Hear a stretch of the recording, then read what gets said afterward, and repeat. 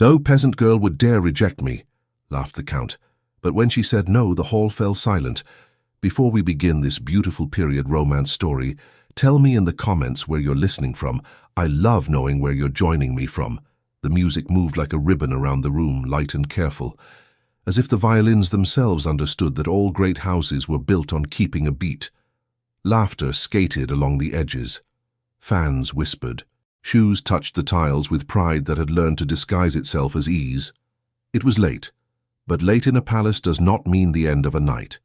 It means the hour when people forget they are being watched and begin to perform honestly. The Count of Aragon had chosen that hour. Vanity picks its moments with the skill of a court musician. He stood beneath a chandelier that did not merely glow, it approved. He raised his cup, let the candlelight find his ring, and lifted his voice so it could travel the room without shouting. "No peasant girl would dare reject me," he laughed, and the laughter rose with him like steam from a winter dish. He said it as if humoring a friend, as if it were a gentle joke he allowed the room to share. The room was practiced at this kind of humor. It rewarded him with smiles and a hum of comfortable agreement. They looked at him. They looked toward his circle. They looked at one another to judge the strength of the current. They did not look down, which is where the serving girls are, because to see a serving girl is to accept that she sees you see her. Yet the Count had invited everyone to look. "Bring one of the girls nearer," he said pleasantly, as if ordering a piece of music. "Let us test the boldness of the times." A page nodded and moved into the current of bodies.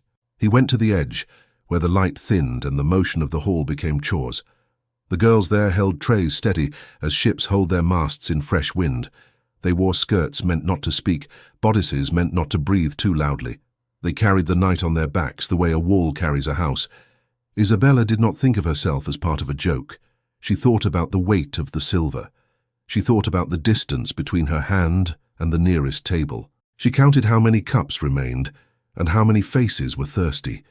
She thought about the ribbon at her waist that kept her apron tied when a tie wanted to loosen under heat. She kept her face clear and her hands clean. The page stopped and gestured to her with a tilt of his chin. His tone was not unkind. "The Count requests your presence." "Do you know which Count?" another girl whispered. Not from malice, but from fear disguised as gossip. Isabella lifted the tray to a waiting lady, set it down with grace she learned from her mother, and let the weight leave her hands.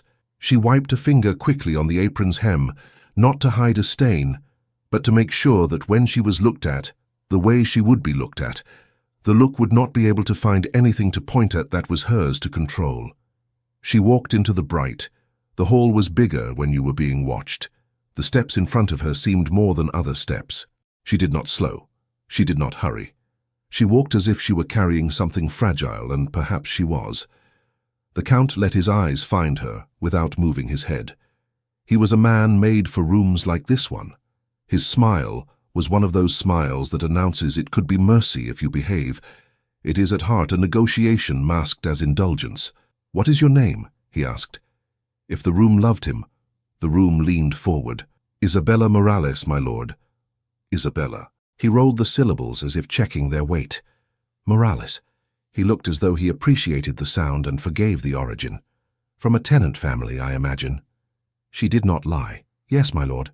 His expression invited the room to be pleased with him. Ah, honest and quick. A very modern combination. He extended a hand as if to bless a child. "Come, raise your face, so they do not think I speak to shadows." She obeyed, but only the first half. She raised her face. He meant raise your eyes and your gratitude, but she raised her face and kept her eyes steady, not high, not lowered, exactly level with the respect a person keeps in her own bones.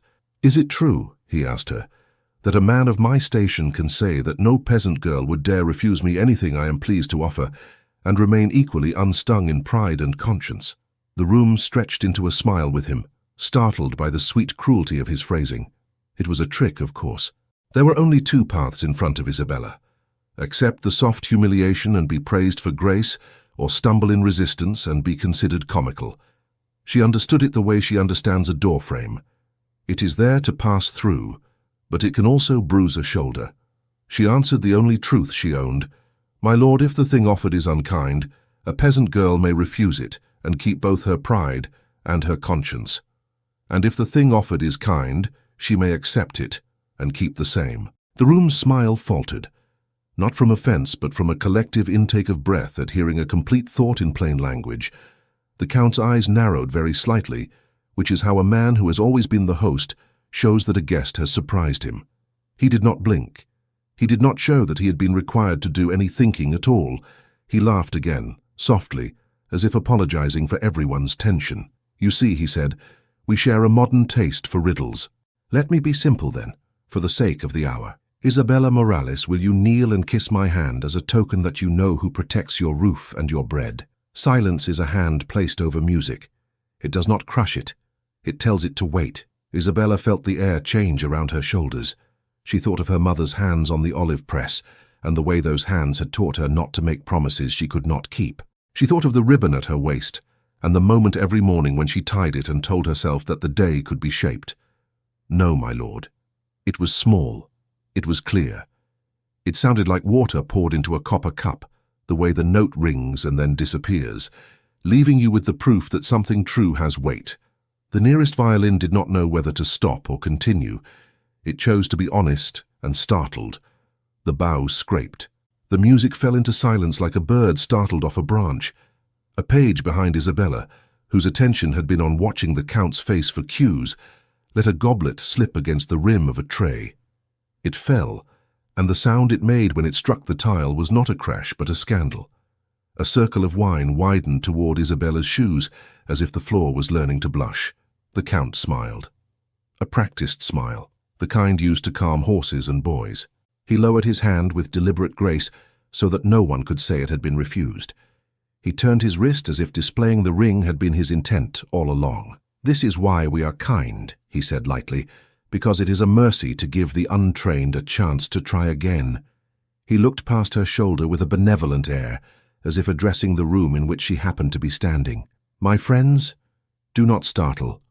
We are teaching manners, not conducting an inquisition." He glanced back at Isabella.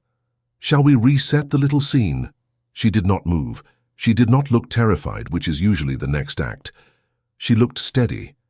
Steadiness has a way of drawing attention from every corner, because it feels like something is about to happen that no one wrote down in their schedule. "If you require me to kneel, my lord, I cannot." A soft exhalation moved across the room like a wave. One could hear the cloth of dresses shift as shoulders pressed closer to friends. People who had been happy to borrow the Count's confidence now borrowed each other's. "You cannot?"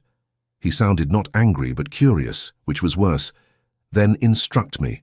Perhaps you will teach me something this old house has not yet learned." "I cannot, because kneeling is a thing I would do to ask a blessing, and a blessing is not something you ask from a man who makes a jest of a person's bread." The sentence felt long in her mouth, but she did not remove any of its parts to ease it. Someone coughed. Someone else murmured a prayer in a voice like a secret. Doña Beatriz, a widow who knew how to arrange a room with one lifted eyebrow, turned her fan half closed and said, "Oh dear," softly enough for the nearest 6 people to hear and feel chosen. Don Alvaro de Villena had been at the edge of the circle, attentive but still, because he belonged to a kind of man who survives a court by being the quieter companion in any conversation. He watched Isabella with the same care he had used to watch a line of men in a field, a different kind of weather. He recognized steadiness, the way a man recognizes a road he has walked twice. His hand closed around the stem of his cup. He did not drink. The Count replaced his cup on a nearby table himself, a small display that said he could do what others do and make it look like benevolence. He took a breath as measured as a prayer. "It will amuse you to know," he said to the room, "that I have no wish to embarrass anyone tonight. I will not request this young woman to kneel." He paused just long enough to let generosity build like a tower of cards. "Instead, I ask her to thank me with her eyes. A glance is lighter than a feather. Even a prideful sparrow can afford a feather." Isabella met his gaze. "My gratitude belongs to those who keep their promises, my lord." The word promises carried a strange suggestion. It pressed on the corners of the room where law and custom keep company. It brought to mind leases and oaths. It brought to mind the way a name can be a roof and a debt can be a leak, and how both can be made to work in any weather by a hand that owns the plans. The Count's smile thinned. It did not vanish. It changed from savoring to assessing. He looked not at her, but at the people who were watching him watch her, as if to say, "Whatever happens now happens for you, and you will call it graceful, because I have called it so." He took a napkin from a passing tray and laid it over the spilled wine with the care of a man who knows how to hide stains under good linen. "My house is not made of fear," he said pleasantly. "It is built upon order. If order is a kind of kindness, then I am the kindest man in Toledo." He lifted the napkin to show that the red was kept from traveling. "See? A small measure of attention and the flood behaves." A court usher in livery stood at the edge of the light, waiting for the moment when attention would wander so he could approach without you noticing him approach. He did not get the chance to be invisible. The Count saw him and lifted 2 fingers. "Yes?" "A folded paper, my lord," the usher said with a neat bow that made a sentence of his body. "For your review." The Count extended his hand. He did not look away from Isabella as he took the paper. He made the opening of the fold a performance meant to soothe the room. "See, this is merely business, like breathing, like turning a page." He read without reading, or pretended to, which can have the same calming effect when performed perfectly. He nodded. He spoke as if he were thinking aloud for the benefit of his friends, so that they could join him in the act of being reasonable. "There is, it seems, a small confusion of entries in certain tenancies under my patronage. A light revision at dawn will set it to rights." He smiled at the Duchess nearest him. "The sun is very good at correcting the arithmetic of the night." Doña Beatriz lifted her eyes just enough to seem charitable. "What wisdom," she breathed, "the way one compliments a cut of cloth. It does not make the cloth better, but it makes everyone aware that we are in the presence of something meant to fit." Isabella heard the word tenancies and felt a tightness in her throat that did not rise as tears. It settled like a stone.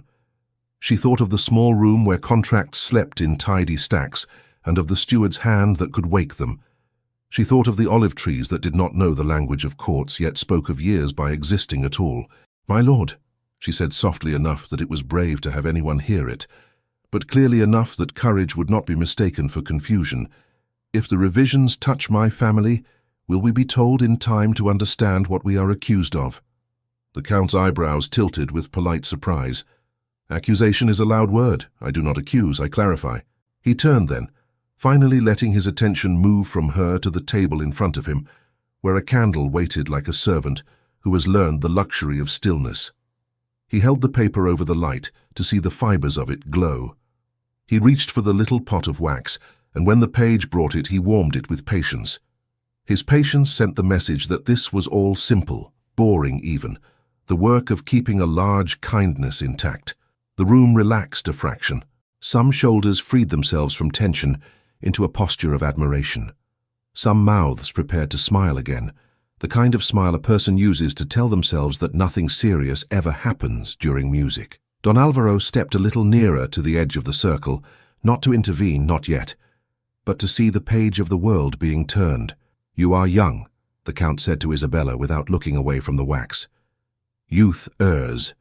It is the first duty of age to forgive the theatre of youth." He placed a square of paper under the candle's nose, as if to let it smell approval, and to correct the accounts of the world so that theatre does not become governance. He pressed his signet ring into the melted wax. It was a practiced motion, and the room watched because it had been taught that such motions are sacred when performed by the right hands. He did not lift the ring at once. He let the wax hug it, let the seal take its depth. Several nobles leaned in the way people lean over the shoulder of a painter, to admire work that will soon be displayed on a wall they will claim to love. Doña Beatriz looked at Isabella with a smile that seemed to say, "See how gracefully we are rescued from discomfort when we remember our places." Isabella did not look away. The ribbon at her waist pressed a little against her. She felt it the way you feel your own name when you hear it from across a field on a windy day. You are not sure whether to turn, but your body knows the sound. A few courtiers began to speak again in light threads of conversation, as people do when they have decided that the fragile thing on the table is not going to break. Someone asked someone else about the next dance.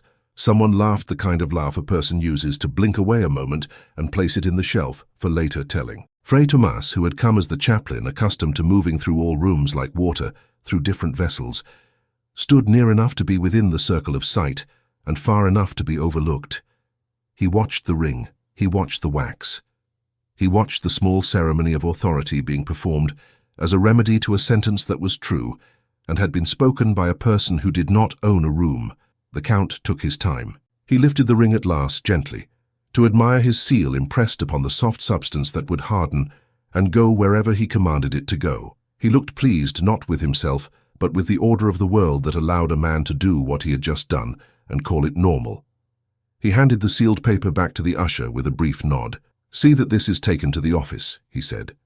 "We will be merciful in the morning." The usher bowed. The Count turned the moment into a lesson wrapped in kindness. To the room he said, "Forgive my attention to trifles. A house is kept by 1,000 gentle corrections." He glanced back at Isabella with a smile that was almost paternal. And small errors, if not corrected at once, become habits. Isabella felt heat at the base of her neck. It was not shame. It was a warning bell, the kind carried by shepherds in their pockets, that they shake when fog moves too quickly across a field. Don Alvaro cleared his throat once, softly, to see whether the sound could live in this air. He said in a tone that left no dent in anyone's pride, "My lord, may I ask, as a student of order, whether tenants named in such revisions are told what sum has been found and by what calculation?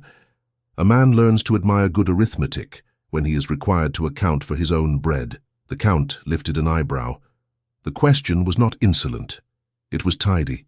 He responded in the language of courtesy that allows a rebuke to dress up as instruction. Of course, always the books are exact. He smiled, and the smile held a small edge. "I trust your family's ledgers are similarly admirable." "They are clear enough for daylight," Alvaro replied.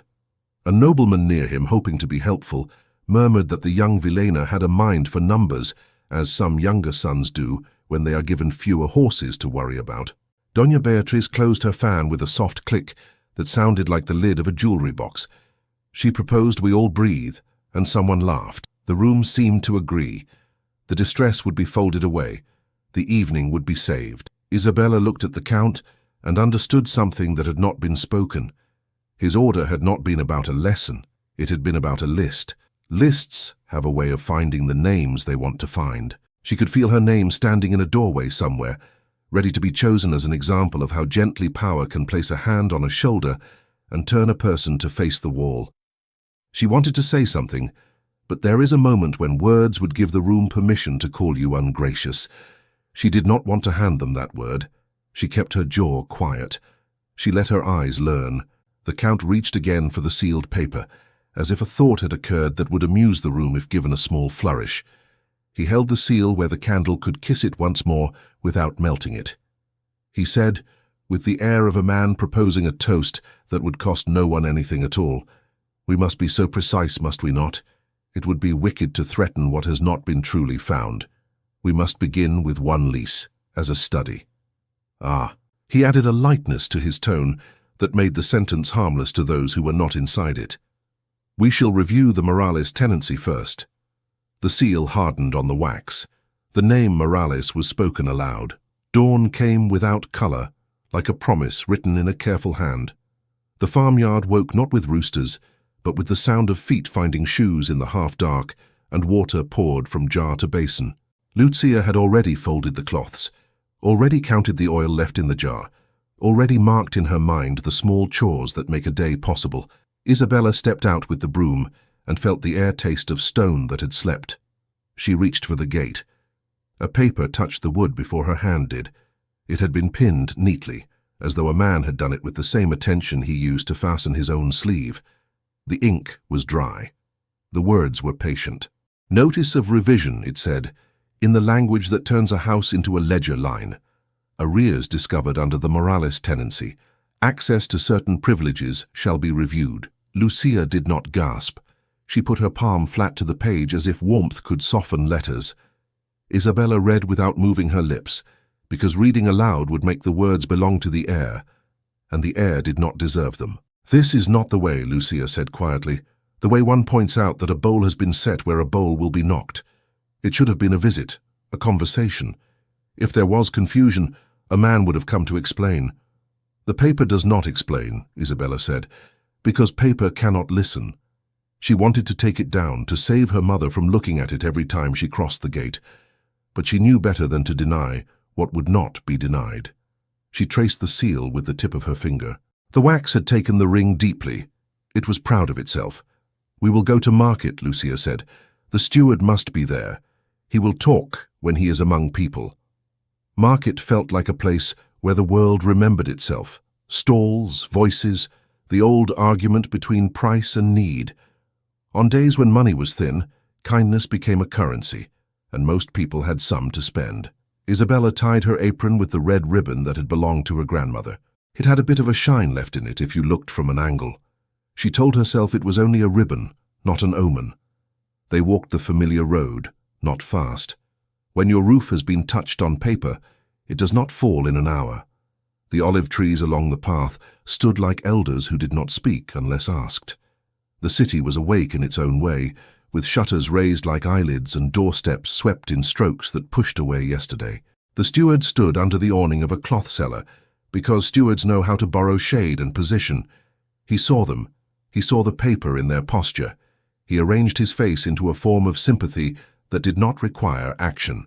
"Good morning, Doña Lucia," he said, because she was a woman of years, and to the girl a nod, because girls are expected to make bows with their presence. Lovely day for oranges. He fingered a fruit that was not his, to show he was untroubled. "Sir?" Lucia said, and the word sir was a straight line, no bend in it. "There is a notice upon our gate." He smiled the way a man smiles when a child shows him a broken toy. "Ah, those. Routine, I assure you. The Count is only keeping good accounts. It is a health for all when sums are correct.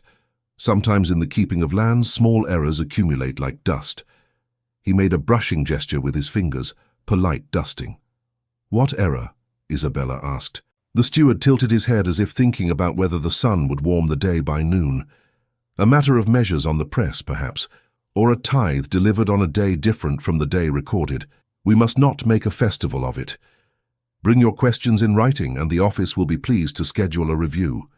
A man at the neighboring stall pretended not to listen, as people do when they wish to be kind and cannot find a way to be brave. A woman buying onions reached for extra coins, then changed her mind because pity must be secret if it wishes to be useful. Isabella felt the ribbon at her waist press into her fingers where she had tucked the knot. She thought of the night at the palace and the laugh that had tried to make her ribs into a cage. She said with a courtesy that did not borrow anything from fear, "May we see the ledger where the error appears and the hand that wrote it?" The steward's smile held. "The ledgers are kept correct," he said, as if that were the same as saying they could be seen. "We cannot open them in the market as if they were fruit. There is an order to things." He looked at the people nearby, inviting them to agree that order is the name of what protects them from chaos. Doña Beatriz appeared as though she had risen from the shade itself, a figure who knows exactly how big her outline is in the eyes of others. She carried no basket. She carried attention. "Good morning," she said to the crowd in general and the women in particular, because women keep the story of a city in their sleeves. "What pretty onions! What fine bread! And you, steward, doing your work in a place where everyone can admire it." "We came to ask for clarity," Lucia said. The notice was not clear. "Clarity is our dearest wish," Doña Beatriz answered, "for nothing makes a house shine like it." She placed one finger to her cheek and addressed the steward as if prompting a child. "Perhaps a beginning could be made by requesting a few household details. Some matters are delicate, yes? Better handled in a quiet room than in a street where words turn into feathers and fly to places they were not meant to see." "We have no words that cannot be said in the street," Isabella replied softly. "Ah, but others might," said Doña Beatriz, and her eyes rested on Lucia with a pity so smooth it might have been carved. "Tell me, good mother, would you favor us by coming to the palace office this afternoon? We can settle the small points in the comfort of chairs and ink that does not spill." "Why only my mother?" Isabella asked. "Because mothers keep the keys," Doña Beatriz said, as if explaining a game. "We must respect that." She adjusted her glove at the wrist, which gave the steward time to nod at the right moment. "Do not be troubled. This touches no one's honor. It is all bread and figures." "We will go together," Lucia said. "The office sometimes finds it easier to speak with one voice," Doña Beatriz replied, in the tone that says this is consideration, not constraint.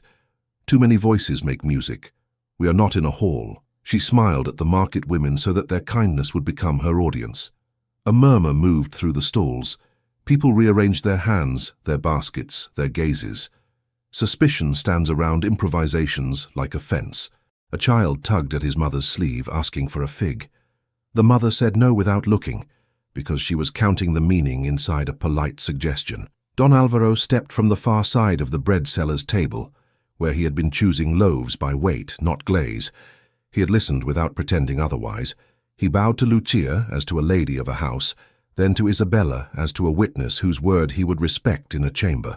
"Steward," he said, his tone carrying an ordinary courtesy, "when such notices are posted, is it not usual to note the sum alleged and the rule under which the sum was calculated?"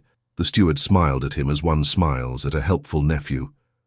"Of course, in the fullness of time, the office will provide all that is needed." "And the hearing before the corregidor," Alvaro continued, still mild, "is it not also customary when a tenancy is questioned, so that both sides can place their figures and their recollections where a bench can see them?" Doña Beatriz's fan opened like a lily. How diligent our young men are, always attentive to forms. She tilted the fan to hide the lower half of her face as if she needed shade for her thoughts. "The bench is attentive when the matter is large.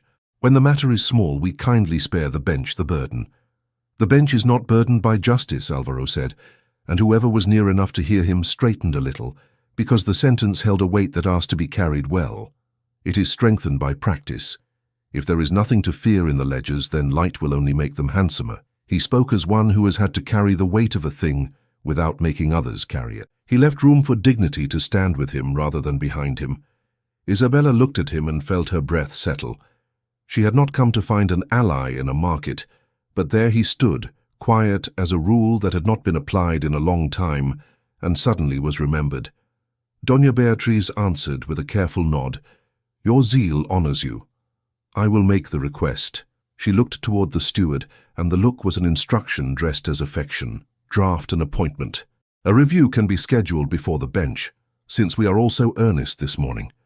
"Thank you," Isabella said, not to flatter, but because gratitude is the oil that keeps doors from making a noise when opened. Then she turned to the steward. "Please write the sum in question and the days that have been miswritten, so we can bring our own memory to match yours." The steward looked as though a small pebble had entered his shoe. He did not limp. He bowed. "As you wish." The rumor came like a wind that forgot it was not invited. It traveled from mouth to ear across the market, with the speed that only simple fictions own. A girl was heard to have taken a cup at the feast, a cup of wine not meant for her hand, perhaps two. Perhaps she sang a little. The story grew plumage. It was offered and accepted because it saved those who had cheered the count from the trouble of thinking. Isabella heard it without being told. Rumor has a way of turning heads in a certain rhythm, and she knew that rhythm. She took a breath that did not tremble, and she steadied the tray on a nearby stall, though she was not carrying anything. She stepped into the path of the spreading tale and spoke as one speaks to a neighbor leaning on a fence. "I did not take a cup." A plump man selling olives lifted both hands as if to say he had not accused. "No one said you did. We only wondered." "Wondering is a kind of building," she replied. "It uses material it did not pay for." The market fell quiet for a beat, because the sentence had the sound of a proverb, without the furniture of one. Doña Beatriz touched the steward's sleeve lightly. She arranged her smile the way a seamstress pinches fabric to try a pattern. "We must be gentle with words," she told the heir. "They bruise easily." Then, more brightly, "Address your energy to the appointment, good man. Let the people see our fairness." She turned to Lucia. "Dear woman, do bring your household papers. It helps the bench to admire neatness." "We have neatness," Lucia said. "It is what keeps the walls standing." A boy pushed past them carrying a crate full of lemons, too heavy for his small arms. The corner of the crate caught the edge of Isabella's apron, just where the red ribbon made its knot. The ribbon pulled. It tore. The sound was thin, but the sound mattered. She put a hand to it, not out of vanity, but because a ribbon is a promise to yourself that you are tied to what you have chosen. She held the torn piece in her fingers. The rest of the ribbon still held her apron, crooked now. She could have let it fall. She chose not to. "Keep it," Lucia said gently, "not as a relic, as a reminder." Isabella folded the torn piece and slipped it into her palm. She felt the smallness of it, the way a person feels the weight of a coin and knows what bread it could become if used wisely. Don Alvaro had watched the crate with the attention of someone who has carried his share of things that did not fit the shape of his hands. He turned to the boy. "That is heavy. Do you have help?" "My cousin is ill," the boy said, as if explanation made strength possible. He lifted his chin. "I will walk with you to the next turn," Alvaro said. "The distance is short, but it is long enough for me to feel I have done something useful this morning." He looked back at Lucia and Isabella with a nod that respect puts on when it is not dressed up for a court. "May I call upon you before the hearing to see if there is any way to make your papers ready in the form the bench prefers?" "You may," Lucia replied, "and thank you for being plain." "Plainness is all I have enough of," he said, with a half-smile that did not ask to be admired. As he moved away with the boy, the market breathed again. People resumed the small barter that is life. Yet each person carried the knowledge that a notice on a gate can be a kind of weather, and that weather can change a season. Isabella gathered the items they had come to buy and put back the items they could no longer afford. She chose fewer onions, more flour. She chose what would keep. She did not explain her choices to anyone. She did not apologize for them. When a woman begins to apologize to the heir becomes a tyrant. On the way home, they stopped at the parish door. Fray Tomas was there, as he often was on market mornings, speaking to a pair of old men about the price of candles and the way sore knees make a person notice the holiness of benches. He saw Lucia. He saw Isabella. He saw something between them that was not words. "Father," Lucia said, "a notice has been placed on our gate. We would be grateful for your counsel." "Counsel is only bread if it is shared," he replied. He invited them inside, not into a confessional, which feels like a punishment for telling the truth, but into the small room where the parish keeps its lists of who needs what and who has given what to whom. He closed the door softly because doors are instruments that must be played with care. "Tell me," he said. And they did. He listened with the posture of someone who believes that listening is a work that changes the shape of a day. He asked 2 questions, not to satisfy curiosity, but to find the threads in the heap. When they had finished, he said, "The bench may see what the bench is shown. It is right to ask to speak there. I can send a note to the abbess.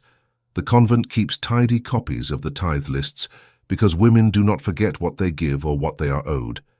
If some entry has shifted like a stone in a path, perhaps there is a record of the path before it shifted." "Thank you," Isabella said. The ribbon in her palm felt warmer now, as if truth had hands. "There is something else," Fray Tomas said gently. "In matters like this, the first blow is often to the page. The second is to the story. The market will be asked to hold a version that makes it easier for some to sleep. Remember that sleep does not vote in the morning. People do. Stand in the same place each time you speak, and you will be a landmark, not a rumor." "We will stand at the bench," Lucia said.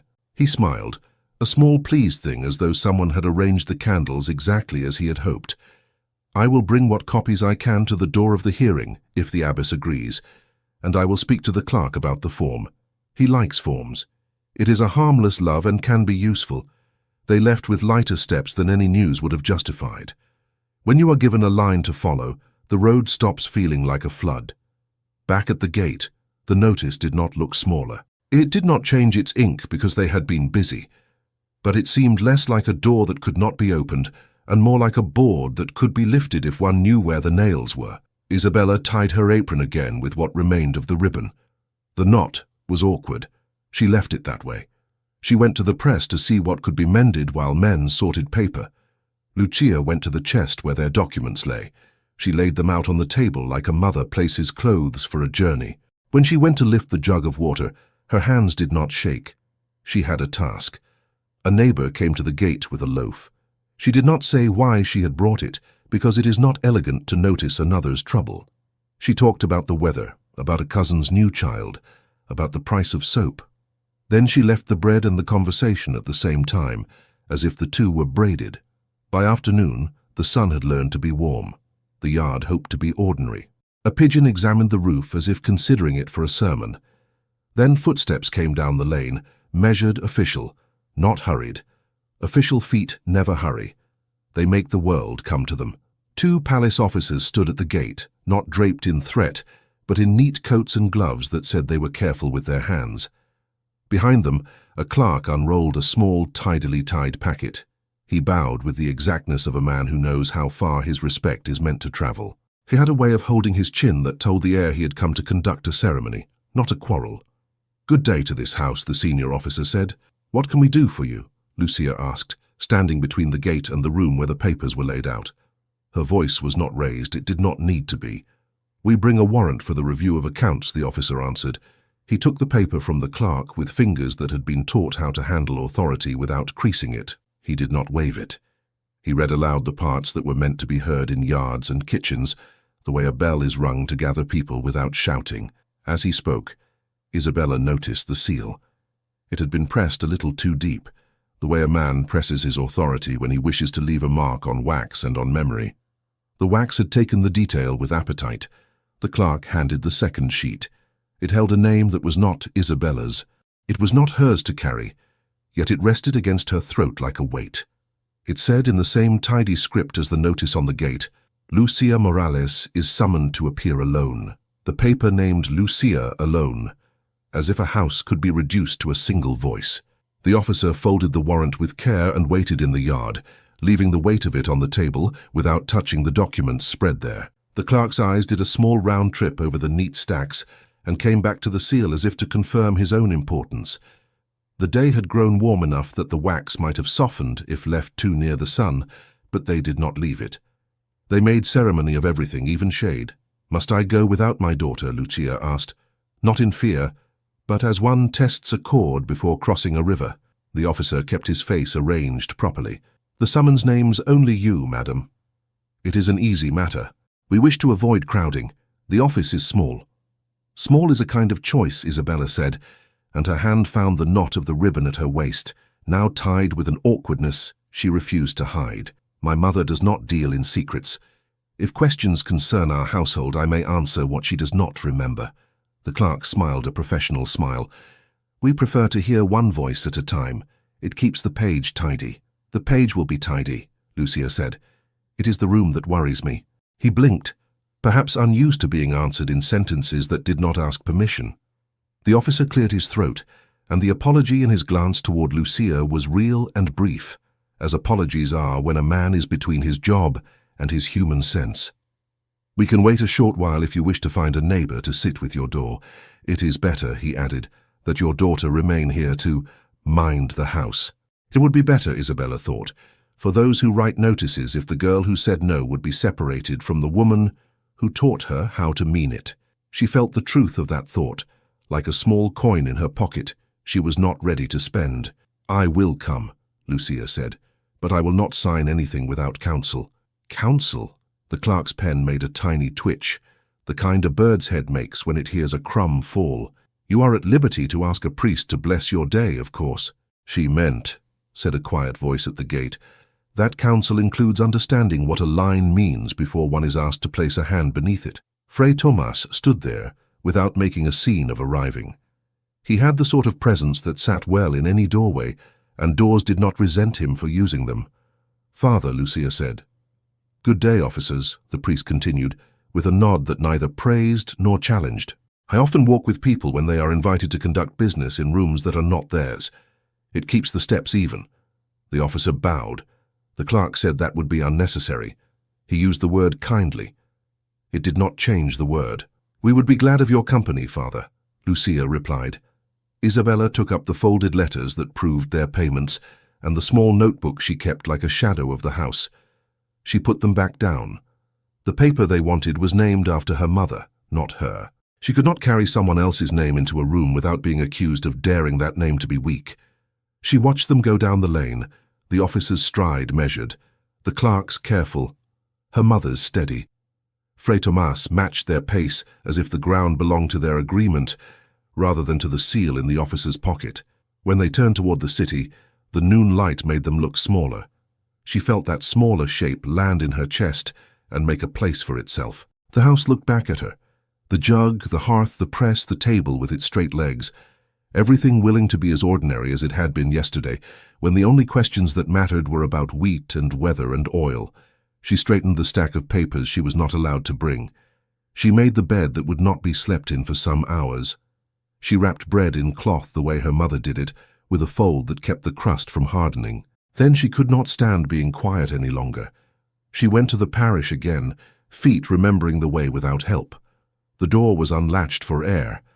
Inside, a candlestick had been moved to the left, and she moved it back, not because it must be there, but because doing it gave her hands a job that did not depend on anyone's permission. A young woman from the next street over was kneeling, counting prayers with her fingers. Isabella stepped past softly and found the room where the parish kept its lists. A boy copying figures looked up, startled, ink on his thumb. "Is father here?" The boy shook his head. "Palace office, with your mother," he pointed, though directions do not help when someone is where you cannot go. "Is there anyone who can tell me what is written when people like us are named in ledgers?" she asked. The boy smiled, that quick, grateful smile of someone who is pleased to be useful. "The convent keeps everything," he said. He meant the convent keeps it like a mother keeps a cupboard, full of exactly what you remember and some things you did not know you would need. The abbess likes to be asked. She says order is a song you must sing right, or else it becomes noise. He colored at having said it as if it were his own thought. Isabella thanked him and turned toward the door. He called after her without meaning to be bold. "The path along the wall is cooler. The lane will cook you." She took the cooler path. It led along stone that had known many hands and had learned not to tell secrets even when pressed. The convent gates were open enough to suggest welcome and closed enough to teach respect. She tugged the bell, which sounded like a spoon tapped against clay. A voice from inside asked who called. "Isabella Morales from the Morales tenancy under the Count's patronage," she answered, "because we learned to count ourselves by the names others used to call us. I seek the abbess if she has a breath to spare." The porter, a woman with kind eyebrows and practical hands, let her in and led her through the cool corridors. The walls kept their voices low. Even so, one could hear a sheaf of paper being turned by another pair of hands somewhere, and the quiet started to teach her how to keep her own movements small without making them weak. The abbess was a woman whose face had grown into her office, not stern, not soft, set like a seal that had been pressed correctly. She greeted Isabella by standing, which erases many differences before one word is spoken. "Father Tomas sent word your house might knock," she said, as if messages could walk ahead of their senders. "Sit. Tell me what breathes in your chest," Isabella told her, with no ornament. She used the words the paper had used, and the words the market had used, and the words she herself had held back in the hall. The abbess listened like a steward of a different kind of wealth, a wealth made of time and quiet attention. "We keep tithe lists," the abbess said, "because charity has a memory and she relies on us to keep it sharper than the people who rely on her. Those lists are not crowns. They are witnesses. Sometimes when people make numbers do tricks, the lists say no." She rose and went to a cabinet with careful hinges, took out a bundle wrapped in linen, and brought it to the table. Her hands did not shake. She had been trusted by papers for too many years to be nervous now. "We will not let the originals go wandering," she said, "but copies have feet. If your case will be heard, these feet may be asked to walk there." A novice entered with a lamp that burned steadier than outside light. The abbess nodded to the lamp. "Place it there. Candles know how to stand when truth must be seen." The novice set the flame where it could show ink without flattery. Isabella bent over the columns and saw, for the first time, the city the way numbers see it. Names, quantities, dates that turn people into patterns. She traced her finger along entries that involved her neighbors, her household, the granary, the poor box. There were days when grain left the granary and days when it returned. There were marks where it ought to sit heavier, and instead it seemed to fly. On certain weeks, the abbess said, the poor were told not to come because no measures remained. On those same weeks, another page shows the tithe collected as if it had doubled. I did not know how the two truths could hold the same bench. I thought perhaps I had lost a day in my mind. But I do not lose days. She tapped the column lightly. Isabella's breath slowed to match the lamp's steady pulse. "May I copy these?" "You may," the abbess said. "Not all, only what touches your house and the neighboring entries that speak to the same days. We do not fight a cloud with a book, but we show where the path goes wrong." She called for parchment, a fine reed pen, and sand. She also sent word to a lay sister who kept the convent's accounts. "She will watch our eyes. Too many eyes make ink jealous." As they began, the porter returned to the room. "A gentleman waits at the gate. He says he comes as a friend of the Morales house, and his hat tells the same story. He knows a priest. Should I send him away to keep our silence taut?" The abbess did not disapprove of a smile on her own mouth. Silence is more elastic than people think. Let him in if he will whisper. Don Alvaro de Villena entered without letting his boots tell the floor who he was. He bowed to the abbess as if she were the queen of this building, which she was. He greeted Isabella the way one greets a person one has met under heat and finds again in shade. "I went to your door," he said softly, "and the boy by the parish guided me here by the short street. I hope I do not disturb the good order." The abbess gestured to a chair. "You disturb nothing you do not improve by removing it. Sit. If your eyes are true, you may look. If they are not, the lamp will find you out." Alvaro looked like a man who would not dare to fail in front of such a lamp. He sat, took the copy pen when offered, and watched the numbers until they made sense. He did not rush. He matched dates at a pace that allowed trust to form in the small ease between lines. "These marks," he said after a time, "indicate deliveries from the granary noted in the count's steward's hand. Then, on the bishop's day, the tithe measured was less than half what was due, yet the account shows a full measure given. The poor list shows names sent away. Who signed these tallies?" "A clerk's initials," the abbess said. The seal was pressed to the summary. Alvaro frowned, not like a lord who has been contradicted, but like a man who finds a knot in a rope that has kept a bridge up. The seal appears on days when nothing required it. Someone wished to marry the appearance of law to an absence of grain. It is a habit of people who know that eyes admire wax more than ink. Isabella copied an entry that touched the week when her mother had begged flour from a neighbor, and returned it the next day out of pride. The ledger showed no gap then. The next week, a sudden increase of arrears sat heavy on their line. It was the kind of trick that steals exactly as much as a person cannot prove. She felt the knowledge settle without rage, like a stake placed in the ground to mark a place for building. "We will need a formal petition to the corregidor," she said. "If we ask as beggars, we will be given charity and called content. If we ask as tenants, we will be given a hearing and called troublesome. But I would rather be troublesome in daylight." Alvaro raised his eyes to her face and nodded. "I will draft it in the form that cannot be refused, without requiring the bench to explain why it refuses. Explanations do not like to be seen naked." He glanced at the abbess. "With your leave, I will cite the practice of sanctuary and the convent's record as basis for the court's interest."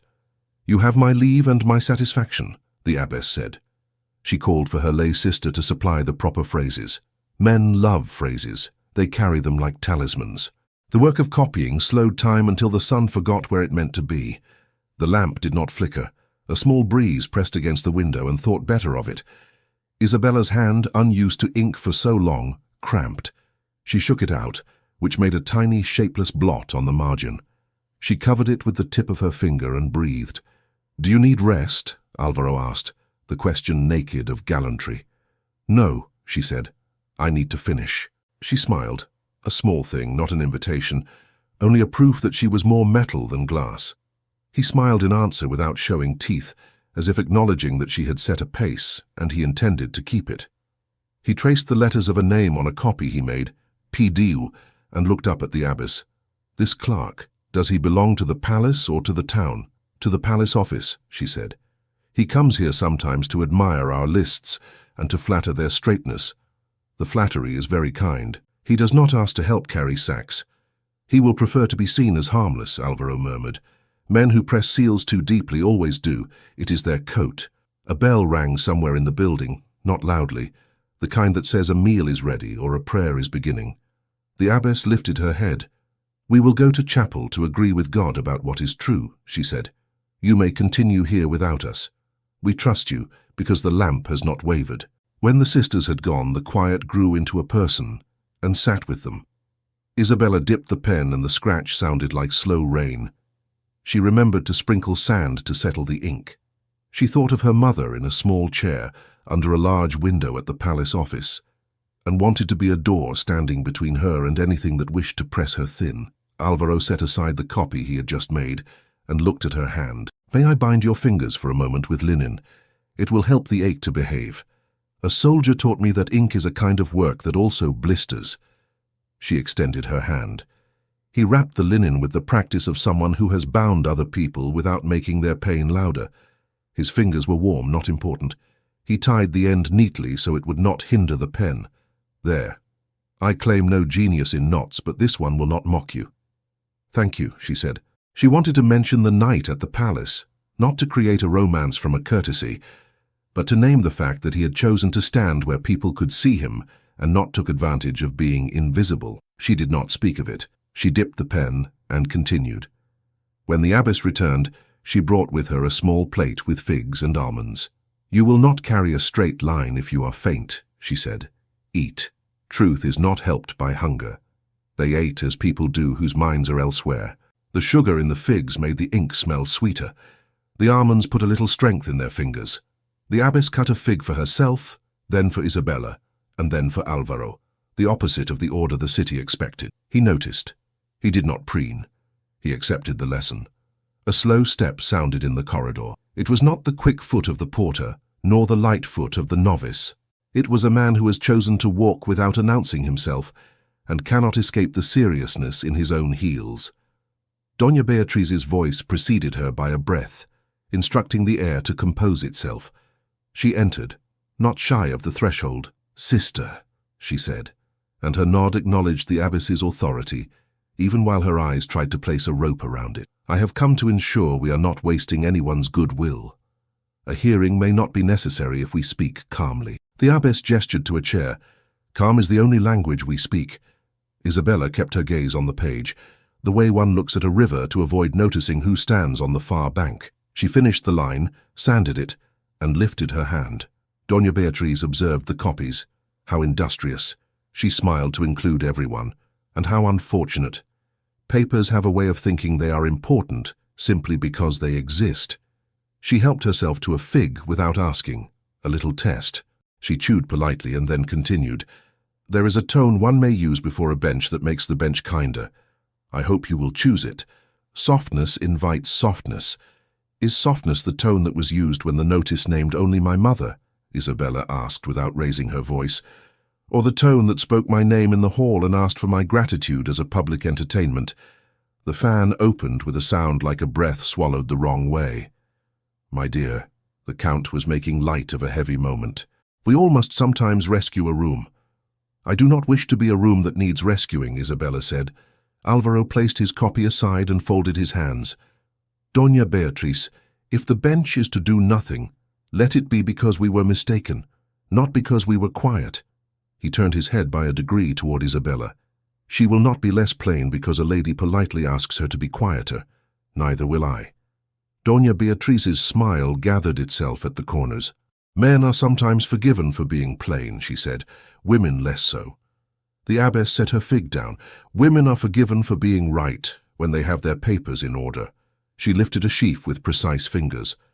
"And perhaps when their cause is blessed." The doorframe collected the moment the way a stick gathers a spider's web, a pause that asked everyone to name themselves. Then Doña Beatriz stood. "I will not be the villain in this story," she said lightly, "to no one in particular and to everyone at once. I will ensure the request for a hearing is delivered." She touched the copies with a fingertip that came back clean. "Be wise when you speak. The bench likes its food chopped small."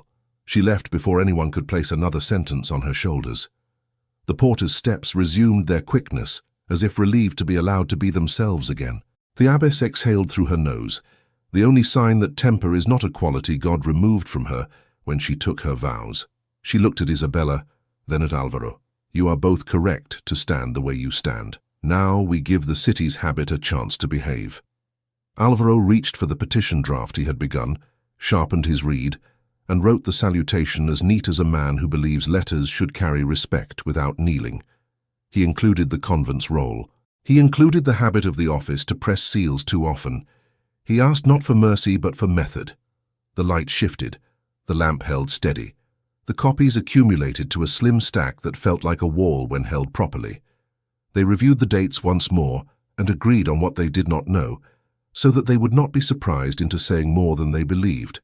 When there was nothing left to add that would not be decoration, they set the pen down. "What will your mother be told?" the abbess asked. "What suits the seals," Isabella said, "that she is trouble, that her daughter is worse, that we are careless with accounts and bold with words." She kept her tone even. She would not dress worry in drama. A soft knock at the outer door sounded like the last sentence of a letter. The porter appeared with a folded note. "From the palace office," she said, "for sister or for the young woman. It did not know which of you was more dangerous." The abbess took it, broke the wax and read. Her face did not change. She passed it to Isabella.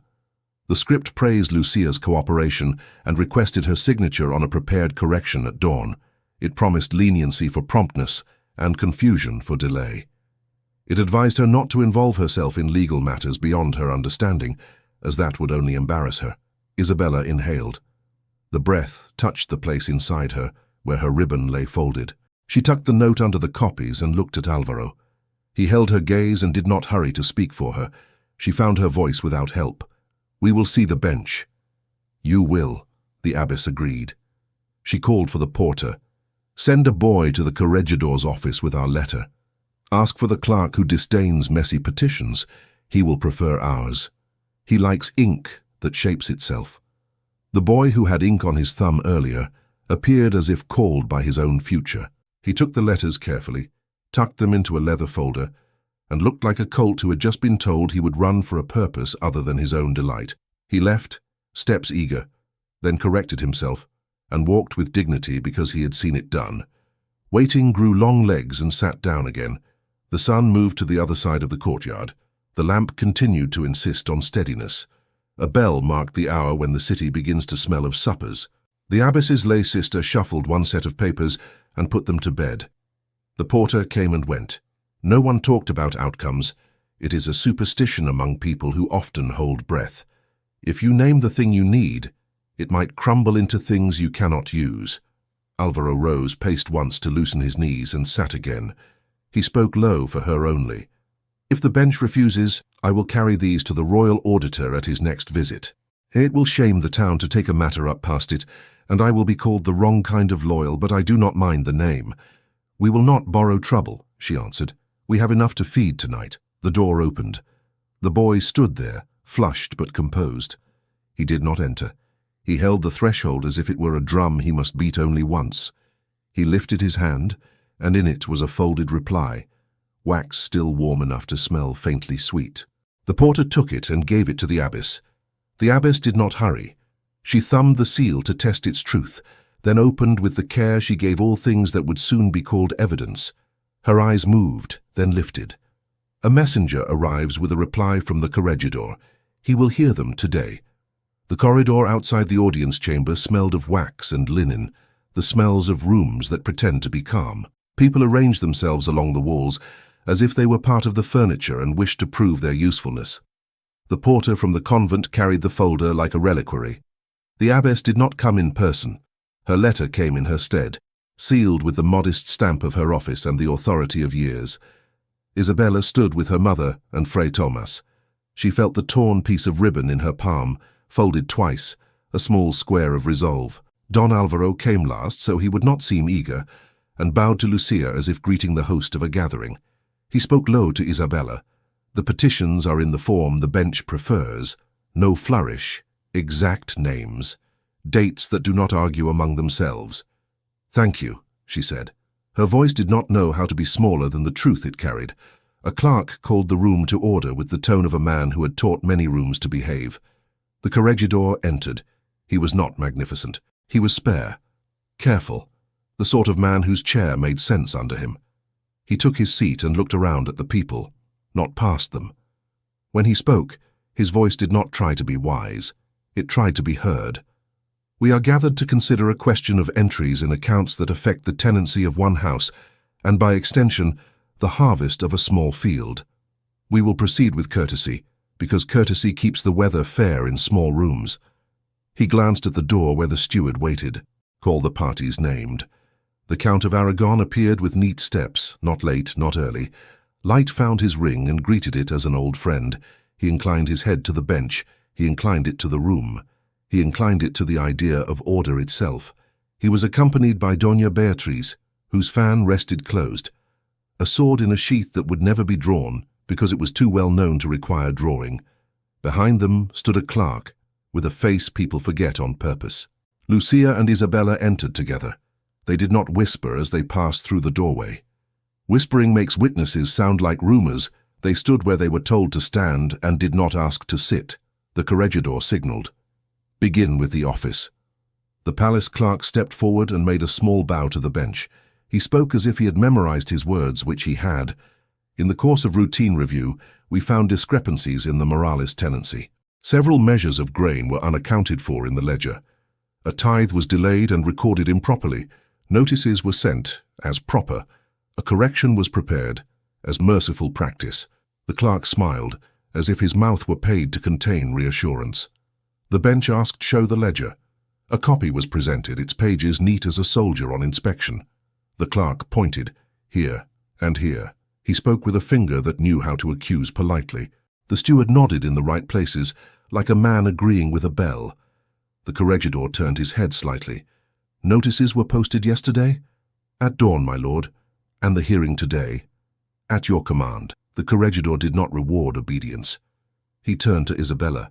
Does this house have something to place before the bench? We do, she replied. We have copies from the convent's tithe lists for the weeks in question. We have our own record of deliveries and returns. We have the name of a carter who took grain on days when the poor were told not to come. We have the seal that appears on summaries when it need not be there. Her hands did not shake when she held the folder. She offered the papers to the clerk of the bench, whose duty it was to receive without comment. He carried them to the corregidor, who held the abbess's letter up to the light as if the paper might glow with the way it had been folded. The corregidor read quickly. He did not let his face flatter or accuse the words. He laid the letter beside the ledger and placed his hand upon both, as if to keep the wind from inventing anything. We will hear from the convent's representative later, he said. For now, tell me what your copies show that the palace ledger does not. Isabella did not make a speech.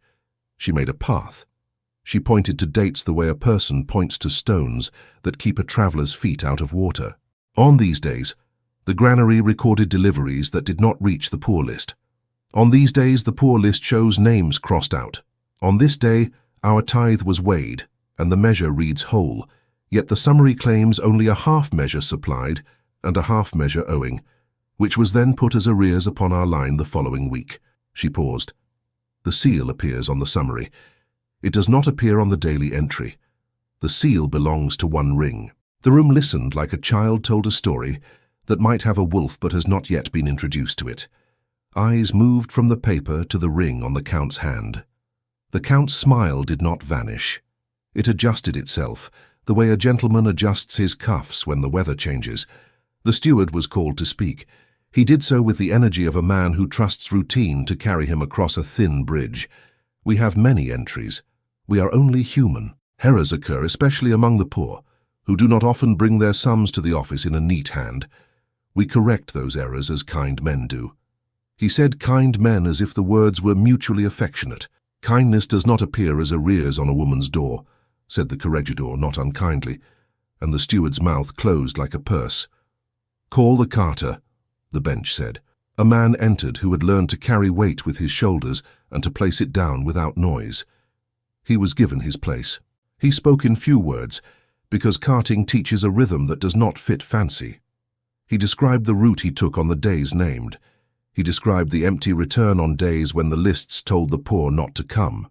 He described the man who signed for the deliveries and the late hour at which he signed. His voice did not try to be bigger than itself. "Do you know the seal?" asked the bench. "No, my lord. I know the hand that makes me wait. It is the hand that keeps the wax close and the grain farther." He stepped back. He was relieved not to be asked to be a hero. He had performed a simpler act, being precise. Doña Beatriz rose at last. She addressed the bench, not the room. Always a good house keeps its entries neat. The Count is a good house, we all know it. If a seal appears where a seal need not be, perhaps it is zeal to prevent cheating. Fashion has lately made insolence appear smarter than obedience. I hope we resist that fashion here. Her voice rested on words like obedience as if on cushions. Isabella looked at her, and for a heartbeat thought of the night at the palace when the goblet broke, and the Count's laughter tried to glue it back with etiquette.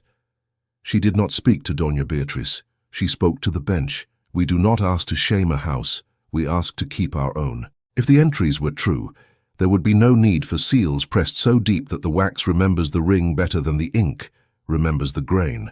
The corregidor shifted the papers for a clearer view. He turned to Fray Thomas. "Father, your parish has dealings with the convent lists? We do. The poor come to us when the convent's door is too far.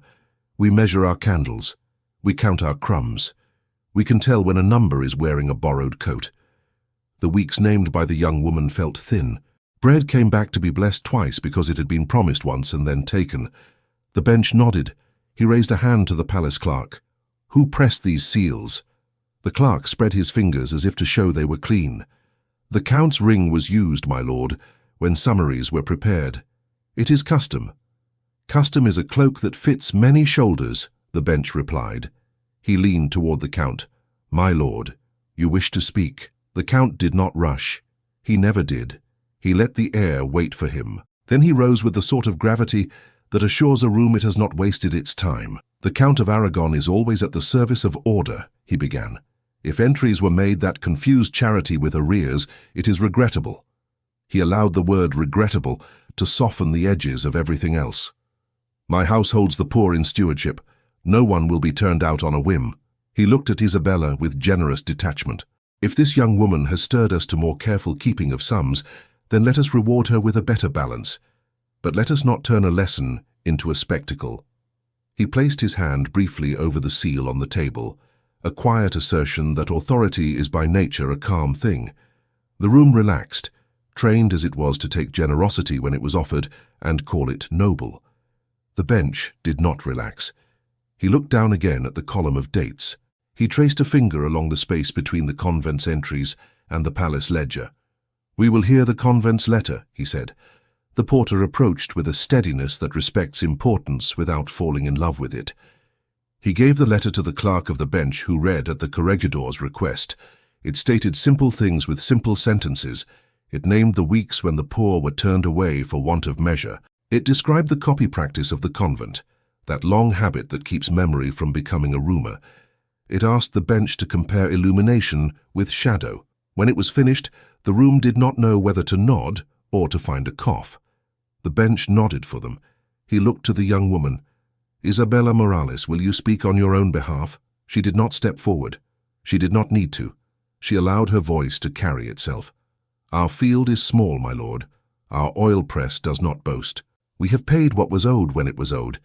We have accepted help when we failed, and returned it the next day when we had enough to do so.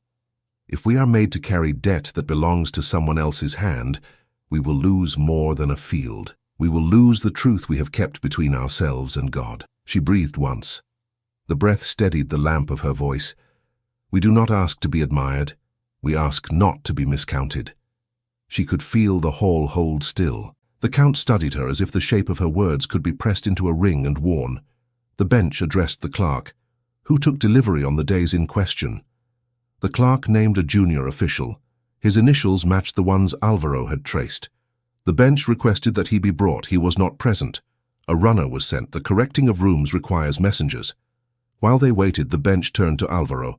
"Don de Villena, your petition bears your hand. Do you ask for your own sake or as a student of order?" Alvaro bowed the sort of bow that keeps a spine unbroken. "For the sake of order, my lord, which is my own sake and everyone's." He did not add more. The sentence sat on the table like a cup that will not chip. The junior official arrived, surprised by the size of the room he had entered. He was shown the entries, the summaries, the seal. He stammered, not because he was evil, but because he had learned a habit and now was asked to name it as habit while the room listened. He named the days he had signed. He named the hour. He named the man who told him to use the seal even when not required. He tried not to say the name. The bench did not bully him. It placed him gently in the center of his own sentence. "Thank you," the bench said, when the man had finished saying more than he intended. "You may wait outside." The Count's smile did not shift. He had long practice in lifting discomfort away from himself and placing it under the feet of a servant who would continue to stand. He bowed to the bench. "We will take care, my lord. Those who exceed their instructions shall be corrected with patience. I ask that we return to propriety with the swiftness that keeps markets calm." The bench placed his palm over the convent copy again, as if to still a page that might fly. He spoke plainly. "Markets are kept calm by justice, not speed." He turned to the palace clerk. "No further notices will be posted on the Morales Gate until this review is concluded." He turned to the steward. "No seizure of tools, animals, or renderings will be attempted." He turned to Lucia. "Your lease stands as yesterday." He turned to Isabella. "Your courage is noted. Courage does not entitle, but it clarifies." His gaze moved to the Count. "My lord, your house's service to this city is known. So is the bench's service. We shall be equal to our offices." The Count inclined his head, a concession that cost him little now and promised to cost more later if the wind changed. He preferred not to speak. Silence can sound like magnanimity if a man wears it well. The bench rose briefly, a signal that the formal shape of the hearing had been respected. He announced a short recess before his consideration. The clerk scurried to collect papers, as if he could make a decision by putting sheets in the right stack. Outside the chamber, the air learned to be air again. People who had kept their thoughts folded unfolded them and compared their creases. Some took the Count's quiet as victory. Some took the bench's sentences as shelter. Others considered their suppers and decided to think about justice tomorrow because salt must be measured today. Isabella stepped into a patch of shade, where the wall offered its cool without comment. She leaned there not to rest, but to feel the stone answer her back. Lucia stood beside her. The older woman's face had not changed throughout the hearing. It changed now very slightly, the edges softening as if the muscles had asked for water and been given it. Fray Tomas came to them with a look that had no triumph in it, only relief that the day had not wasted its breath. He said, "Your words were the right size. No one had to put a ladder against them to climb." "Thank you, Father," Lucia replied. She placed a hand lightly on Isabella's arm. "We will go home soon. I promised the jug I would be there to lift it, or else it will sulk." Isabella smiled. It was an ordinary smile, the kind one uses at markets and at bedsides. It tasted better than any other kind. Don Alvaro waited until there was room to be private in a public hall. He did not step too close. He did not lower his voice in a way that would require her to lean in. He showed her the respect of clear words where anyone could hear them if they wished and call them proper. "Isabella," he said, and her name in his mouth did not feel borrowed. "Today I stood with you because a bench must be taught to look where it has not looked in a while. Tomorrow I wish to stand with you because there is a life I mean to make, and it is only honest if you are at the center of it." He paused, not to admire his own sentence, but to breathe. "I ask to marry you openly, not to rescue you, not to hide you, to honor you where everyone may see that honor and get used to it." She did not answer at once.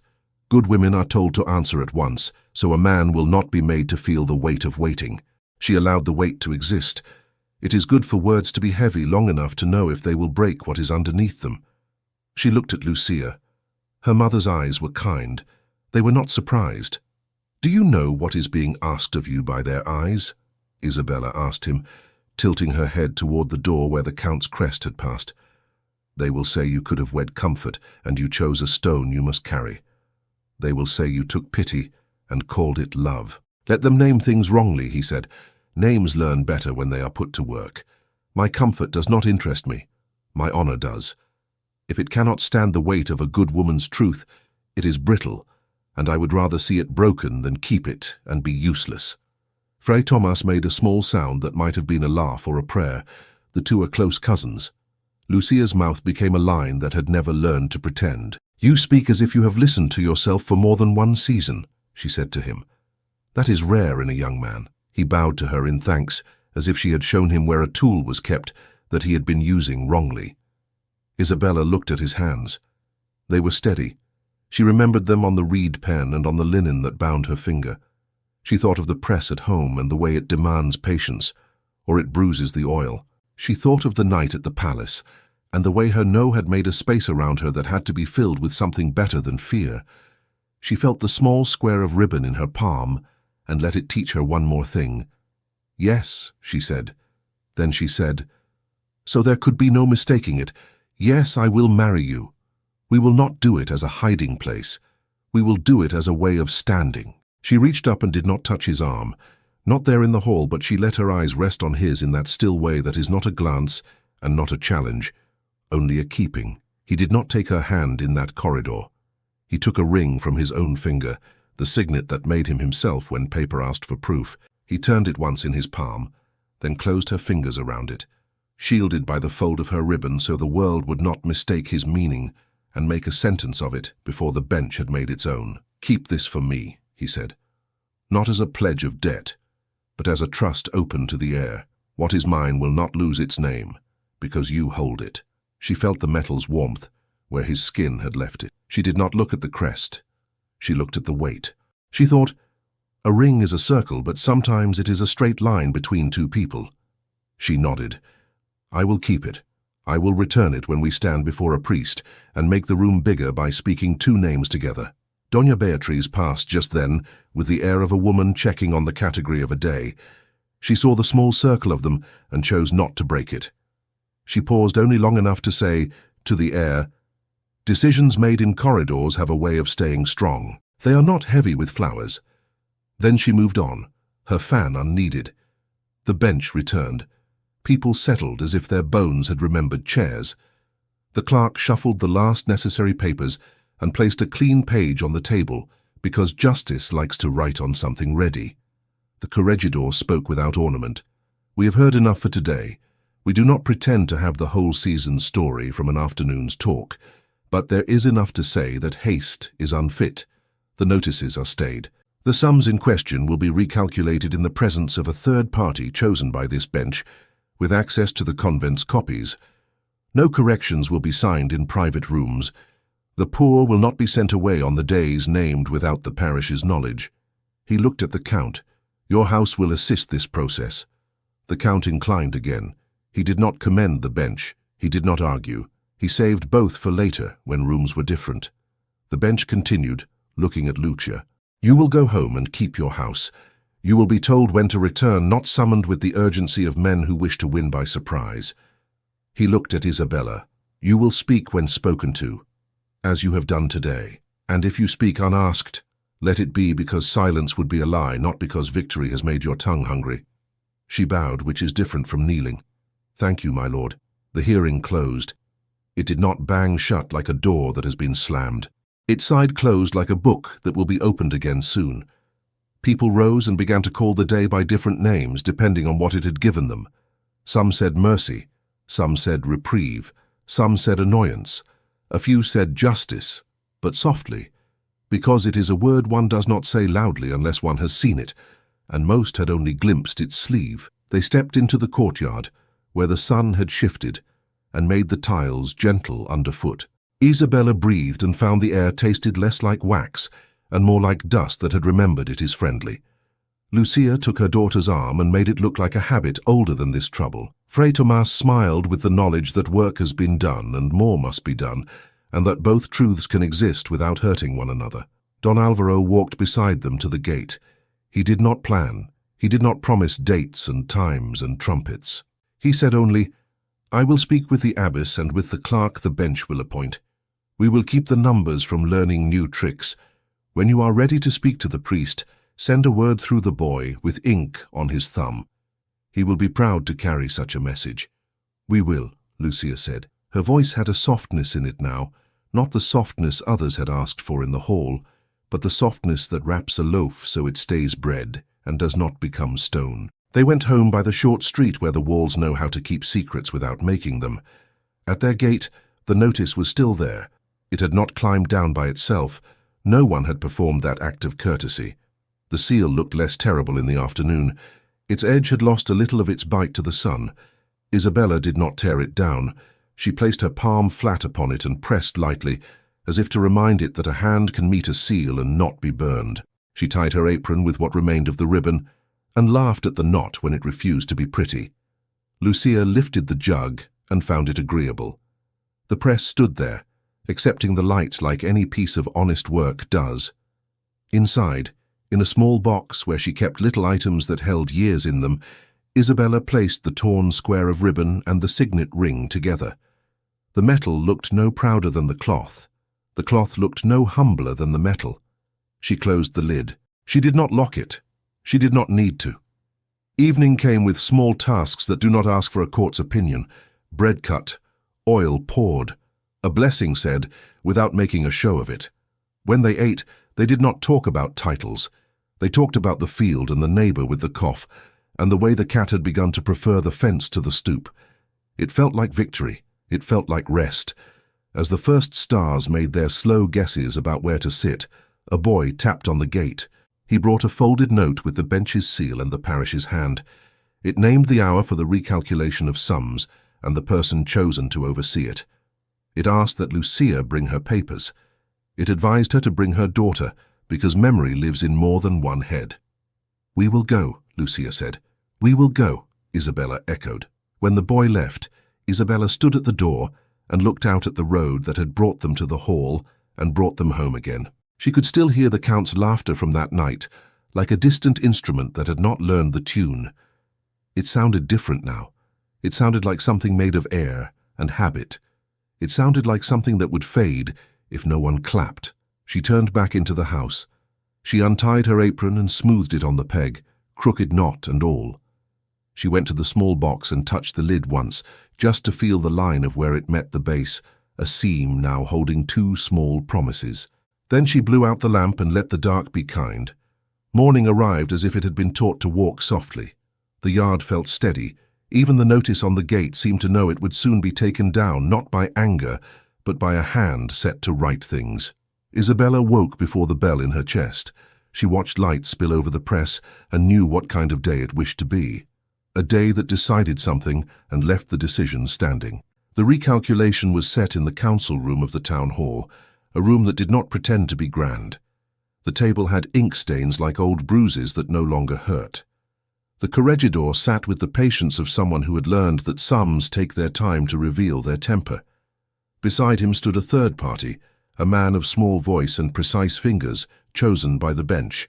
On the other side, the palace clerk stacked his papers as if stacking them could make them truer. Doña Beatriz hovered in black silk, like a friendly shadow that knew where to fall. The Count did not attend that morning. His steward did, and the steward's eyes were the kind that look everywhere but inside themselves. Lucia placed her household papers on the table. She did not spread them wide. She made a neat line of days and measures. Isabella stood at her shoulder and set down the convent copies, the abbess's seal, quiet and present. Don Alvaro stood a step behind them, hands at his sides, not on the table, not on a sword he did not carry, his presence the kind of support that does not crowd. The third party cleared his throat. "We will proceed entry by entry." He took the palace ledger first. He did not distrust it. He did not worship it. He read it as if it were a story that might have forgotten a chapter, and then he reached for the convent sheets and asked them to remind the story of itself. He matched dates the way one matches a stitch in a hem, firm, invisible, exact. On the first week in question, he said, "The palace ledger shows a full tithe collected and a half measure supplied to the poor. The convent lists show the poor sent away." He looked up, not to accuse, but to invite explanation. The steward smiled a tired smile. Perhaps the poor did not need that day. "The parish register," said the third party, "shows 3 children named in need." He did not soften those 3 into something else.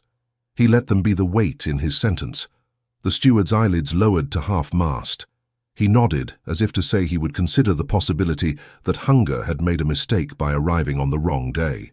On the second week, the palace ledger shows an arrear placed upon the Morales line equal to the measure missing from the poor list. A seal appears on the summary. The third party turned the page. "The seal is the Count's." The clerk said custom. The third party said habit. He did not say more. He circled the dates in pencil so light the marks looked like the idea of a circle rather than its command. By the third week, the pattern had learned to repeat itself with less shame. The table collected these facts like drops of water until a small pool formed that reflected every face leaning over it. It reflected a house that kept itself. It reflected a hand that pressed wax too deep. It reflected a city that had not paid attention because it had been asked not to. "I will go to the granary," the third party said. He removed his jacket as if to tell the room he was about to ask questions that did not need silk to sound respectful. He left with a clerk from the bench. He did not invite the palace clerk to follow. Doña Beatriz tried to keep the room polite by talking about the weather, and it obeyed her for a few minutes, then remembered it had other work. They returned near noon with sacks counted, measures tested, a list of names the granary had seen more often than the ledger confessed.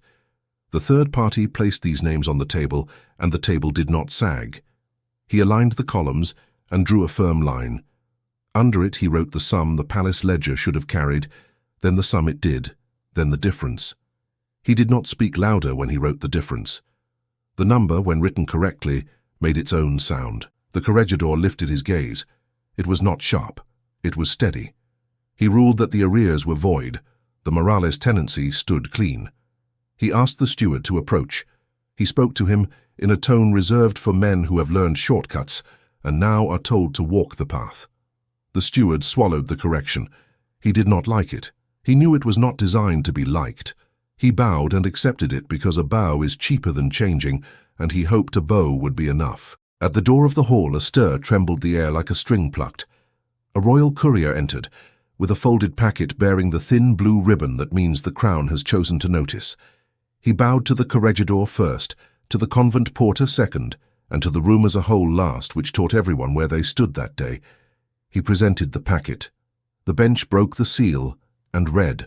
The room, which had already added details to its story, learned it would be adding more. A royal auditor is en route to Toledo for customary inspection of accounts. The language was gentle, almost lazy. The timing was not. It said that the city was part of a larger heart which remembered to beat.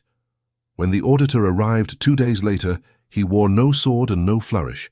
He carried only a ledger of his own and a pair of eyes that liked numbers to tell the same truth twice.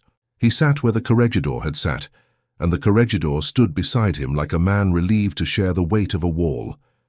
The count attended then, because when the crown's ribbon decorates a table, one does not send a steward in one's place. The auditor did not ask many questions. The few he did were the kind that leave no room for fancy. Who decided to press the seal to summaries? Who instructed the junior official to delay certain pages until after dusk?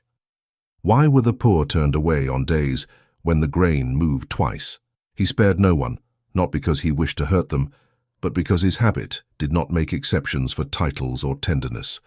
He called for the convent copies, the parish notes, the carter's route. He compared hands the way a gardener compares leaves, not to accuse the tree of being itself, but to see what season it thinks it is.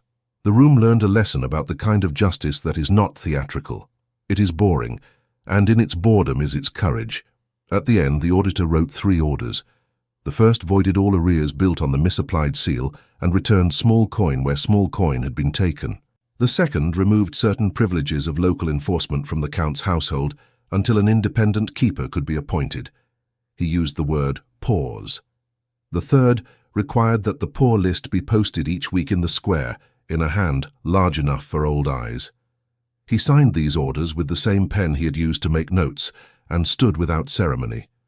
In that standing, the room rose in its own estimation, for it had been arranged by something larger than itself and had not broken.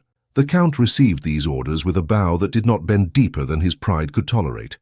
He spoke a sentence designed to be carried to dinner tables that evening. My house prefers accuracy to the appearance of ease. If our habits require amendment, we will be pleased to be better. It was a sentence that would read well on a wall if carved. He left without looking for Isabella's eyes. He did not wish to discover he had nothing left to say to them. On the square, after the auditor had gone, and the official ink had dried enough to travel without smearing, the notice on the Morales gate came down. It did not resist. Paper does not argue with fingers that have learned their own authority. The seal flaked in the sun as if it had never been wax. Lucia folded the notice and set it on the table for burning later. She was not sentimental about such trophies. Isabella touched the place on the wood where the paper had been. It felt like any gate. It felt like a door that belonged to its hinge again. Neighbors came not in procession, but in errands that ended near their yard. They asked to borrow a cup of flour and brought back a cup of stories. They praised the bench in the way people praise a roof when it holds, and the rain is still far off. Some laid a hand on Isabella's arm and did not ask permission to do it. Their touch was the city's way of telling itself what it had seen. She accepted the touch the way one accepts weather, grateful, a little surprised. Don Alvaro did not choose that hour to speak of vows. He lifted sacks, counted measures, and said nothing grand.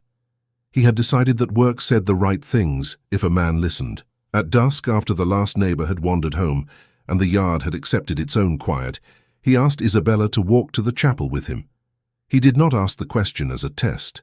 He asked it as you ask a person if they would like to see the moon from the hill they have always called theirs. She said yes with a calm that made the air itself feel useful. Lucia wiped her hands and tied her shawl. Fray Tomas joined them at the gate, not as a herald, as a friend. They walked the short road in ordinary shoes, and the stones underfoot did not try to be symbolic. They were stones, good at their job. The chapel smelled of beeswax and thyme sprigs, tucked by someone's pious hand into cracks long ago. The abbess waited near the small altar, her face unadorned by triumph. She had set 2 candles where the light knew how to behave. A handful of sisters had gathered, their voices quiet even in silence. A boy with ink on his thumb tried to stand very straight. He had not yet learned that straightness is a kind of ease, not strain. Alvaro and Isabella stood before the altar without a procession, without a chorus. They spoke their names clearly, the way a person introduces themselves to a stranger on a road where they mean to walk together for a long time. When it came time for the question, Alvaro did not add phrases. He did not decorate. "I take you," he said, and the words made a sound like water poured into a clay cup. She answered with, "I take you," and the cup received it. Fray Tomas blessed them with hands that had blessed things more ordinary and found them holy. Alvaro reached for the signet she had kept. He did not take it back as property. He received it as a gift, returned with interest. He slid it onto her smallest finger, first as a game, then shook his head and moved it to a ribbon the abbess had ready. The ribbon was red, repaired. The torn piece had been braided into a longer strip by steady hands the evening before. He tied the ring at the base of the ribbon and knotted it lightly around Isabella's wrist. "There," he said, "is where our promise sits until the day we choose a simpler band." The room smiled, because a man who understands the difference between a promise and a display is rare. Lucia's eyes carried joy the way a river carries reflections, gently, without effort, and in such abundance that it felt like more than the river alone could make. The abbess intoned a prayer so plain it felt like bread. The sisters hummed a line under their breath, a tune a person could work to.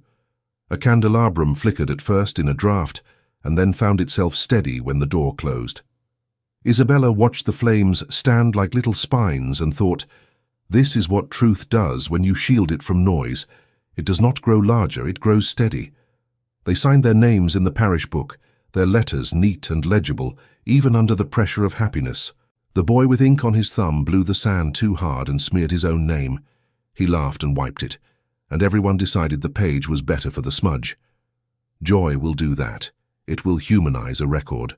On the way out, a vendor from the market, the olive man with the cool jokes and the warm eyes, met them at the door with a clay cup. He had not meant to be there at that hour.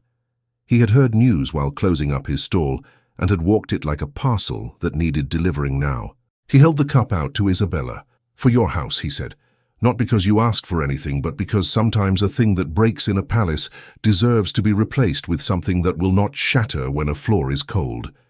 She took it and felt in it the opposite of the goblet that had exploded at her feet that night. The clay was unadorned and earnest. She turned it in her hands and thought it felt like a good word spoken once, correctly. "Thank you," she said. She did not promise never to break it. She promised only to use it well. The city took their marriage into its mouth and found it tasted fine. A few people said quickly that they had always expected such a match. Memory will paint its own triumphs on walls where it did not stand. A few others were silent because they had spent their coin on a different story. The market, which must remain practical, cared more that measures were right, and that the poor list bore names in letters large enough for mothers to see. The Count left Toledo for a season, called to court to discuss the meaning of habits and the cost of being careless with them.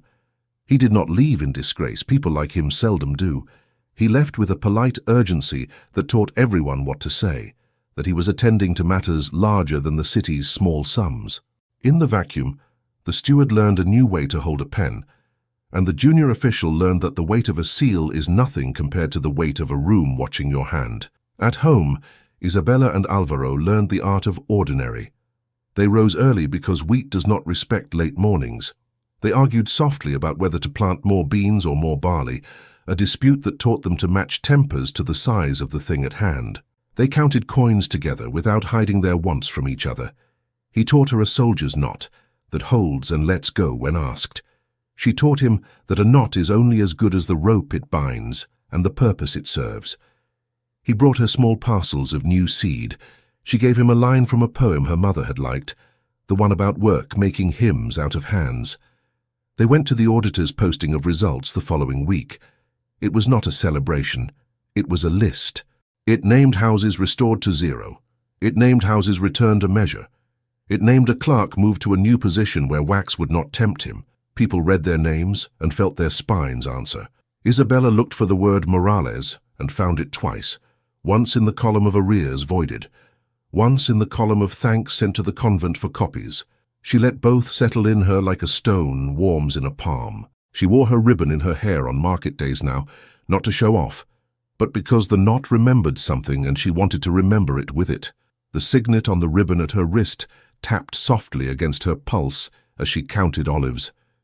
People glanced and then let their eyes move on. They had learned that this story did not require them to create any more decoration. It needed only to be lived. One evening, when the heat was kind and the air had stopped being busy, they lit a candelabrum on the table and sat without talking for a while. The light did what it always does when asked to be helpful. It stood. No draught harried it. No hand passed too close. Isabella looked across the table at Alvaro and felt that quiet stretch and fit like good cloth. He reached for the clay cup, filled it, and placed it in her hands. "Drink," he said, and she did, and the cup trusted her. "We did not win a war," she said. "We learned to refuse a small lie until it revealed the larger one behind it." He nodded. "Sometimes, honor is nothing more than counting in front of people until the numbers line up, and everyone can see that they do." She leaned across the table, not to be dramatic but to be near. He did not meet her halfway like a man trying to perform his part. He let her set the distance, which is its own kind of tenderness. Their hands found each other and rested there, not for show, for comfort. The ribbon brushed the back of his fingers. He smiled and turned his hand so that the signet's circle touched his skin. The old habit of sealing had become a new habit of joining. Lucia watched them from the doorway with the satisfaction of someone who has planted a tree and lived to see it shade a yard. Fray Tomas came by later with a loaf and a story about a boy who had learned to pronounce a long word and would not stop practicing it on anyone who passed. They laughed in the short way happy people do, and then they grew quiet again in a way that did not feel like absence. It felt like enough. At the next market day, a stranger asked Isabella if the story they had heard was true, that she had said no to a man whose yes had always been the only answer needed. She thought for a moment and answered the stranger with kindness. "I said no to being made small for the sake of a joke. The rest of it was practice." The stranger nodded as if given bread. He bought oil. He went away less curious and more certain. As seasons moved, the field learned their names the way fields learn the hands that tend them. The press turned with a sound that sounded like prayer, if one had ears for such things. The parish book added new lines. Births, deaths, marriages. It began to feel like a tapestry, and Isabella found her thread in it easily. She never sought to be the brightest color. She preferred to be a line that held. The night of their first anniversary, they went back to the palace, not as guests of the Count who was away and not as servants. The city had arranged a dance to mend a season of tightness. The hall had the same light, the same corners. A musician's bow caught a string, and the note wandered up to the canopy like a small bird. Isabella stood where she had stood that night when the goblet broke. She felt no sting in her skin. She heard no cruel laughter in memory. She lifted her chin the way a woman does when the world has learned to see at least part of what she is made of. Alvaro came to her side with simple delight. "Dance with me," he said. "On this floor, in this light, with no lesson being taught to anyone." They danced. Not because music requires it, but because joy does. Their steps were not perfect. They did not need to be. They had learned to love a life that prized steadiness over flourish. People watched them and felt a small kind of envy that did not pinch, because it came with a map anyone could follow. Be honest, be brave, be together, be kind. As the evening ended, a servant passed with goblets on a tray. One wobbled, caught a lip, and would have fallen if not for Isabella's quick hand. She steadied it. The servant blinked in gratitude, and she smiled and put it firm on its circle on the tray. The moment passed with no sound. A broken thing had learned not to break because someone had been taught to hold it. They walked home under stars that knew their own names. The night did not feel like a curtain. It felt like a road. At their door, Lucia had left the lamp burning, and the window cracked to let in air that had remembered the river. They drank from the clay cup and set it down. The flame stood steady. Words did not need to be said to teach the moment what it was. If anyone had asked Isabella to speak to the room again, to the world even, she would have said this and only this. Titles are not promises. They are costumes. A promise is two hands holding the same task. Power is not the right to demand a bow. It is the grace to stand upright together and make room for others to do the same. Dignity begins on the day you decide you will pay the true price for your own breath. Love is when someone else offers to pay it with you, not for you. And when one voice dares to say no to contempt and yes to another hand, the hall that had learned to laugh at the wrong moments falls silent, and in that silence a life begins that does not require anyone's permission to be called good. Thank you so much for listening to this story, all the way to the end. We hope it moved you as much as it moved us while telling it. We'd love to hear your thoughts. Leave us a comment telling us where you're listening from and what you liked the most. Rate this story from 0 to 10. What score would you give it? If you enjoyed this story, don't forget to subscribe to the channel and leave a like as a show of support. That really motivates us to keep creating and sharing more stories full of emotion and life lessons.